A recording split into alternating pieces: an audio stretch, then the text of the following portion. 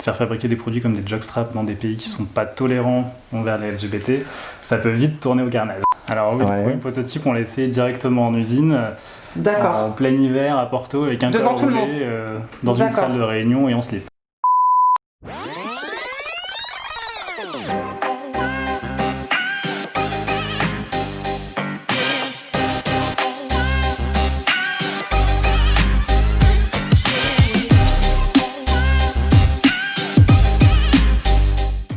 Bonjour et bienvenue sur la chaîne The Brain Lab, laboratoire de la mode. Aujourd'hui, nous avons l'occasion d'interviewer les créateurs de la marque Male Identity, qui sont donc créateurs d'une marque de lingerie LGBT. Qu'est-ce qui vous a amené à la création de cette marque? Donc on a eu une volonté en fait de créer quelque chose tous les deux. Et en étudiant un peu le marché, en étudiant différentes choses et ce qu'on aimait faire aussi, on s'est rendu compte que dans le lifestyle gay, il y avait beaucoup de marques de vêtements, mais on ne retrouvait pas forcément des choses qui nous plaisaient nous. On a un point d'intérêt commun qui était le design, qui est d'allier l'esthétique et le fonctionnel. Et en fait, on s'est entouré d'un studio de design, de deux designers, de la communauté aussi. Ça nous a semblé important parce qu'il fallait avoir des gens qui comprennent notre lifestyle, comprennent nos problématiques. Donc aujourd'hui, nous on fait du sous-vêtement, du maillot de bain et du sportswear pour hommes, mais adapté à notre lifestyle. C'est-à-dire qui nous permet d'aller faire du sport, faire du festival, aller faire des pool parties ou des beach parties sans pour autant être obligé de repasser à son hôtel ou de repasser chez soi pour se changer. Est-ce que vous avez des difficultés à vous lancer ou est-ce que ça a été facile? Comment ça s'est passé un petit peu le développement, l'émergence de votre projet? Alors au début on a essayé de faire ça par nous-mêmes et on s'est dit qu'on allait glaner des infos à droite à gauche parce qu'il y a beaucoup de choses sur internet, il y a beaucoup de choses dans des salons. Des tutoriels effectivement, des choses comme ça. Il y a beaucoup de salons d'entrepreneurs, de salons de la mode, de salons de la lingerie. Au final on s'est aperçu que c'était un milieu qui était très complexe et on a décidé... Très technique aussi. Très technique. Et on a décidé de présenter ce projet à un incubateur qui était celui de l'Institut français de la mode. D'accord. Qui pour le coup nous a beaucoup aidé dans le développement, que ça soit le développement mode ou le développement administratif. Ça a fonctionné un petit peu dès le début, puisque vous répondez quelque part à une vraie problématique, ou pas une problématique mais une vraie demande, j'ai envie de dire. En quoi c'était difficile pour vous de faire du Made in France? Qu'est-ce qui fait pour vous que c'est possible aujourd'hui de faire du Made in France? Alors dans un premier temps on voulait faire du Made in France pour une question de conviction. On voulait faire quelque chose qui nous ressemble et surtout quelque chose qui soit accepté. C'est-à-dire travailler dans le milieu LGBT c'est bien, mais on sait qu'il y a beaucoup de pays où on ne peut pas les faire fabriquer. On pourrait, mais éthiquement ça serait compliqué. Faire fabriquer des produits comme des jockstraps dans des pays qui ne sont pas tolérants envers les LGBT, ça peut vite tourner au carnage. Alors pour ceux et celles qui ne savent pas ce que c'est qu'un jockstrap, je ne peux malheureusement pas l'expliquer dans cette vidéo afin de ne pas être démonétisé, mais je vais quand même vous mettre un lien en barre d'infos juste ici en bas de la vidéo pour que vous puissiez aller voir ce que c'est qu'un jockstrap, parce que voilà, ici il y a toute diversité et on apprend tous les jours, ou plutôt toutes les semaines. Voilà. La première expérience qu'on a eue, c'est on a contacté quelqu'un qui faisait déjà du sous-vêtement et du maillot de bain dans ce secteur-là, qui nous a dit il faut aller acheter vos tissus, il faut aller acheter tous vos accessoires, donc le cordon, les élastiques, les étiquettes, vous venez chez moi et je peux fabriquer. Sauf que quand on n'est pas de ce secteur-là, aller chercher tous ces fournisseurs et centraliser dans une même usine, c'est mission impossible. Sans avoir aucune connaissance des prix des matières premières, on vous donne des prix au mètre carré du tissu, on ne sait pas ce que ça vaut, on ne sait pas quelle est la consommation. C'est très compliqué quand on est novice dans ce secteur-là. Et du coup, vous avez été accompagné par des personnes qui vous ont peut-être un petit peu aiguillé, qui vous ont conseillé, ou est-ce que vous vous êtes fait la main par vous-même parce qu'il n'y avait pas le choix? Alors du coup, on a complètement abandonné cette idée et on s'est dit on va acheter un full package, qui s'appelle full package dans le milieu. Donc on est passé par deux designers qui eux sont passés par un agent textile qui lui a démarché des usines et ces usines-là nous ont permis de produire. Et une fois arrivé dans ces usines-là, on est arrivé avec nous, nos desiderata en termes de qualité, en termes de toucher de tissu, de couleur, de tous les aspects techniques en fait que nous on voulait intégrer dans la marque. Et donc là, ils nous ont proposé des tissus et des choses un peu plus techniques. Et c'est là où on est venu le choix d'aller fabriquer au Portugal parce qu'on s'est vite rendu compte que ces choix-là en France n'étaient pas réalisables. Comment est-ce que vous vous situez par rapport à la qualité de vos produits? Pour le coup, on est sur du moyenne gamme en termes de positionnement prix. Après, on voulait intégrer en termes de valeur ajoutée dans le produit ce côté qualitatif. Donc on a travaillé exprès des tissus qui sont un peu plus épais, qui sont un peu plus... il y a plus de matière. Moyen haut de gamme, moyen de gamme amélioré on va dire, donc avec un prix d'appel mais quand même de la qualité. Et comment ça s'est passé lorsque vous avez commencé à produire? Est-ce que vous avez des difficultés pendant la production? Est-ce que vous avez des anecdotes par rapport à ça? J'ai l'impression que oui. Ah bah, la production, c'est toujours une grande aventure. Ouais. C'est-à-dire qu'on pense imaginer tous les problèmes qui peuvent arriver, mais c'est pas du tout le cas, parce qu'il y en a toujours des nouveaux. C'est une aventure. Hein. Mais que ça soit de la production textile ou de la production alimentaire comme tu pouvais faire avant. On vous dit qu'on va faire des prototypes, mais on vous appelle en vous disant finalement le rendez-vous est décalé à dans 2 mois. Donc vos prototypes, vous les aurez dans 2 mois, donc votre lancement, il s'éloigne. C'est que des choses comme ça. Il y avait un problème de roulement, de ce que j'ai cru comprendre dans la production, entre des personnes d'une certaine génération qui voulaient peut-être pas laisser la place à d'autres prestataires. Alors moi je viens de l'univers des ressources humaines à la base, et surtout du recrutement dans le secteur mode, luxe et retail.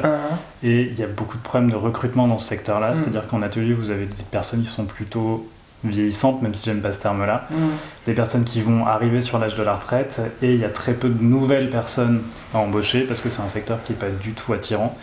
Les personnes préfèrent aller travailler pour des grandes maisons de luxe ou des grandes maisons de couture, mais pour autant il y a toute une filière textile derrière qui est un peu en train de mourir. Est-ce que vous avez fait appel à un styliste ou est-ce que vous avez fait appel à un modéliste? Quelles sont les différentes personnes à qui vous avez eu affaire dans la production? Pour le coup, on a démarré le projet avec un studio de design qui est sur Paris, qui est un couple d'hommes qui avait déjà lancé une marque de vêtements, enfin une marque de sous-vêtements, et avec laquelle on a travaillé parce qu'on n'a pas de connaissances techniques en termes de modeling ou de patronage et autres. Et donc c'est eux, on est vraiment venu vers eux en les briefant, en leur demandant des choses assez techniques sur nos vêtements, et eux sont venus avec des propositions de stylisme, dans la coupe des vêtements. Pourquoi pas mettre un brassard sur le t-shirt parce que c'est le détail. Est-ce que vous avez des choses à rajouter ou des anecdotes à rajouter par rapport au stylisme et au modélisme? Par exemple, le premier prototype, comment ça s'est passé? Est-ce qu'il était satisfaisant le premier prototype? Et est-ce que vous l'avez essayé directement? Alors oui, le premier prototype, on l'a essayé directement en usine, en plein hiver à Porto, avec un col roulé dans une salle de réunion et en slip. Donc le jockstrap, vous l'avez essayé devant toute une usine? On a essayé les vêtements pour être sûr que les coupes aillent, que les poches à l'avant, qui sont plutôt importantes pour quelqu'un. Après, on a aussi fait venir des amis quand on a conçu les vêtements pour faire les prises de mesure sur eux. Et c'est vrai que c'est plus facile d'avoir des gens qui sont à l'aise, avec des designers à l'aise, et de pouvoir dire bah oui, là effectivement il va peut-être manquer 2 cm à tel endroit, est-ce que ça te dérange pas si je retends un peu l'élastique? Est-ce que vous pouvez nous parler un petit peu de votre stratégie de communication en ligne? Alors la stratégie de communication, on l'a établie en partant du principe, à juste titre, que les gays sont très portés sur le physique. Et du coup le lifestyle gay, c'est un peu tout ce monde de la fête, des pool parties, de la plage, du soleil et tout cet univers là, qui est un univers plutôt sympa. Et donc on a travaillé en fait la marque sur ces moments de consommation, en disant voilà, on vous propose des vêtements dans lesquels vous allez vous sentir bien, vous allez vous sentir beau, et vous allez pouvoir les utiliser sur ces différents moments de consommation qui sont la plage, le voyage, la fête et autres.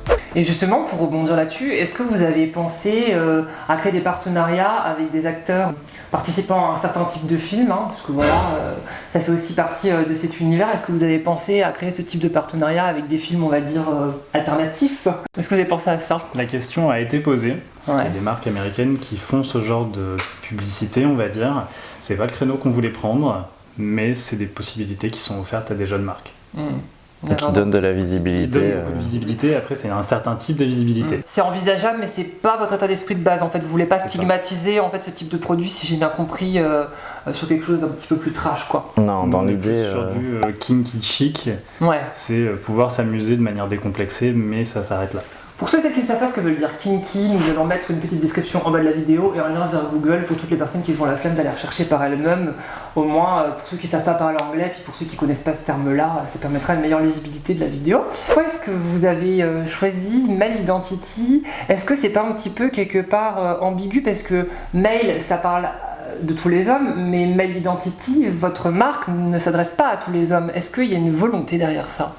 Alors après, la marque pourrait s'associer à tous les hommes. En soi, les vêtements qu'on porte et ce que je porte aujourd'hui sont des vêtements que tous les hommes peuvent porter. Après, on a pris le parti, nous, de targeter le milieu LGBT parce que c'est un milieu dans lequel on évolue.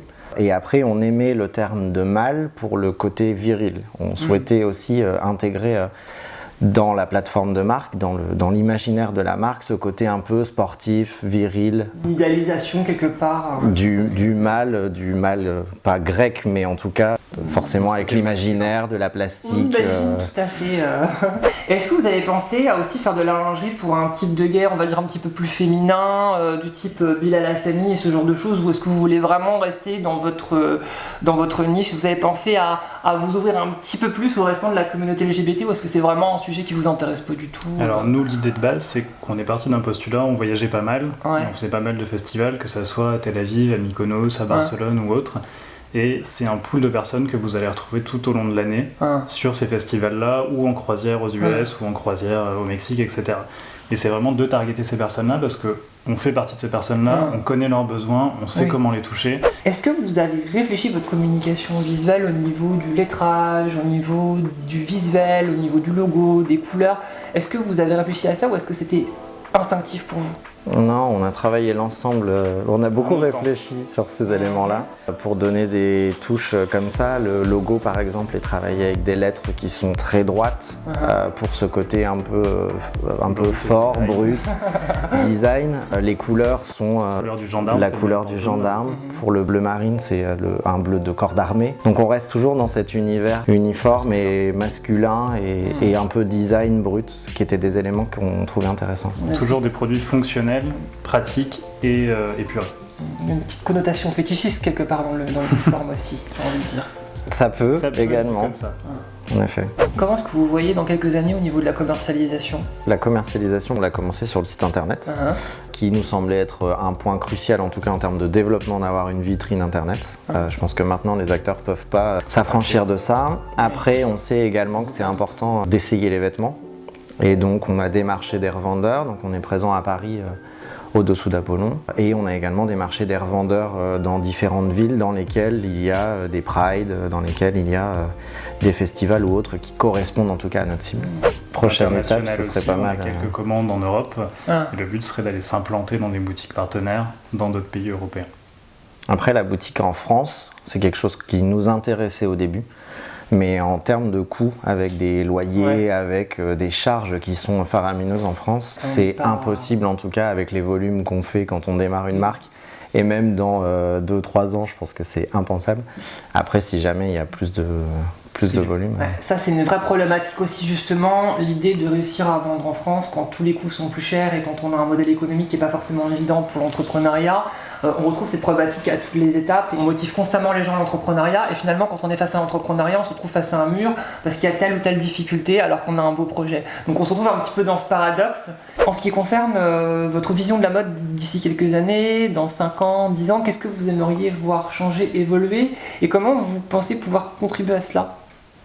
Je pense que la mode doit évoluer de manière à répondre un peu plus aux attentes environnementales et écologiques qu'on peut tous rencontrer maintenant. Et pour nous, c'était intéressant et important en tout cas d'arriver sur le marché avec une marque un peu plus qualitative qui ne s'intègre pas dans le fast fashion mais plutôt dans le slow fashion en se disant on achète moins mais on achète de meilleure qualité.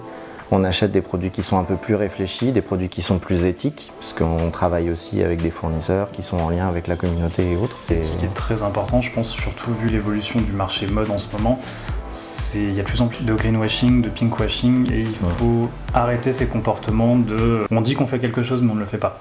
Qu'est-ce que c'est que le pinkwashing ?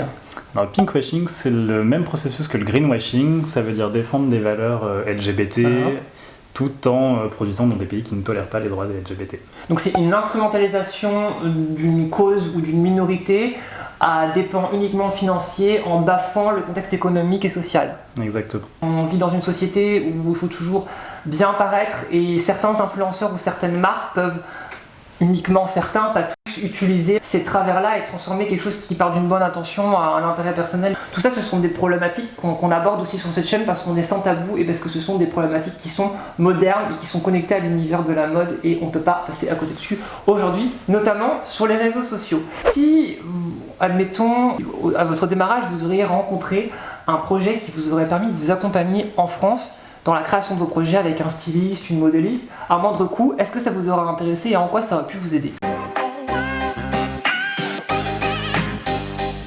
Vous aurez intéressé, c'est sûr. C'est surtout un énorme gain de temps, Parce qu'il ne faut pas se leurrer, l'entrepreneuriat ça prend du temps. Si vous pensez faire beaucoup de choses en termes de communication, de marketing, de développement produit, d'administratif, de finance, vous ne pourrez pas tout faire.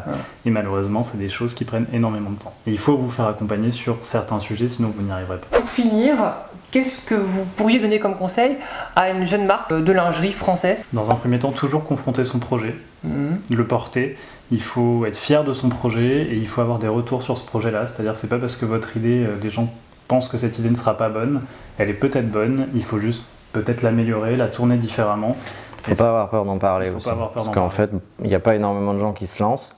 Et le fait d'en parler à quelqu'un, on ne va pas se faire piquer son idée dans la seconde. Il faut vraiment oser discuter avec les gens, montrer les choses. Merci d'être venu ici interviewer sur votre fabuleux projet. On espère que ça va fonctionner et que ça va continuer à l'avenir. Pour ceux qui sont intéressés pour en voir davantage et découvrir d'autres marques intéressantes, nouvelle génération, avec des idées nouvelles, je vous invite à vous abonner et appuyer sur la cloche de notification afin de savoir quelles sont toutes les nouveautés. Je vous dis bye bye et surtout n'hésitez pas à le regarder sur Instagram.